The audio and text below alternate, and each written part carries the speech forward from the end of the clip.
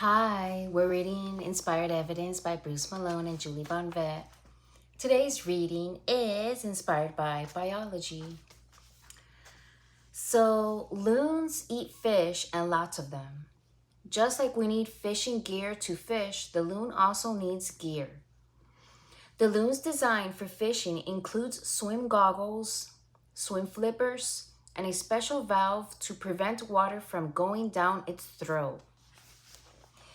The loon's swimming goggles are a set of clear built-in third eyelids. These transparent eyelids, nictitating membranes, cover the eyes as the loon swims, giving a clear underwater vision. The loon's webbed feet act like swim flippers, so it can rapidly swim through the water to catch fish. The webbed feet are positioned near the rear of the torpedo-shaped body, allowing it to propel quickly through water. With the legs this far back on the body, walking on land can be awkward. Every time the loon tries to catch a fish for dinner, it opens its beak underwater. So why doesn't the loon get a mouthful of water? Loons have a built-in valve that closes when water is present, thus allowing them to catch a fish without swallowing a mouthful of water. God thought of everything. God designed the loon with the right built-in fishing gear, goggles, flippers, and a throat valve. So cool. This is the loon. It's a bird.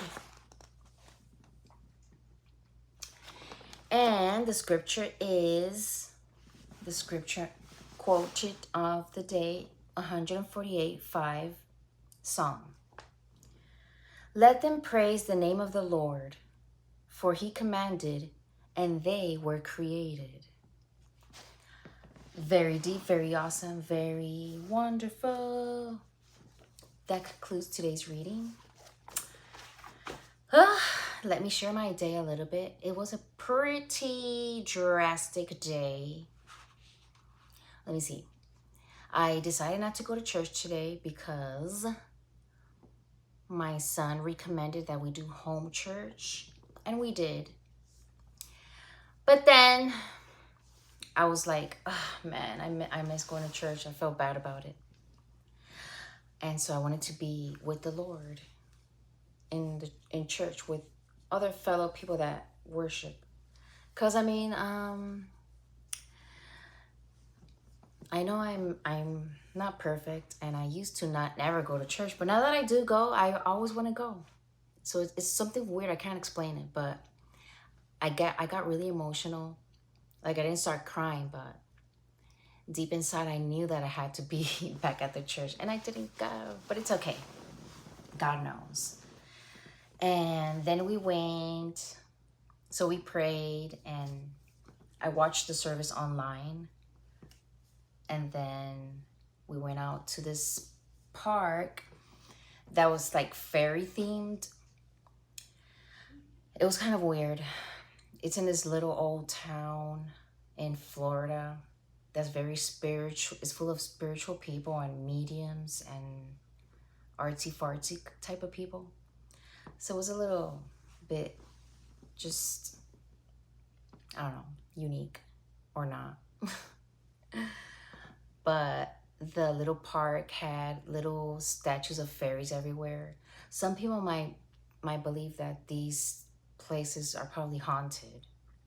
And there was a lot of memorials in the place too. And I didn't feel nothing, but I did witness like a big bowl fall out of nowhere. It just fell while we were just there passing through.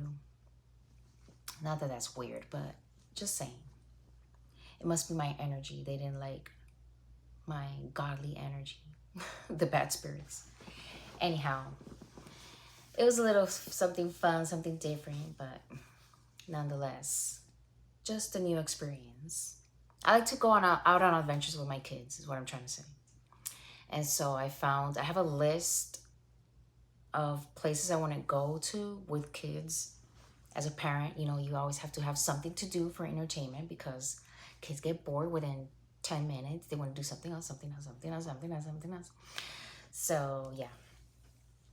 And I try to keep a balance about my budget because there's so many things to do, but everything costs money. Nothing's free except for the playgrounds. And pretty soon the kids are going to be too old for that. So anyhow, that's all for today. I'm about to just start dinner and call it a day.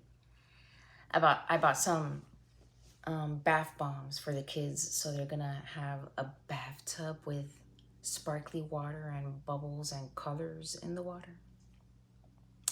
I wish I could do that for myself, but I don't, because I know I do it for my kids, but not for myself, right?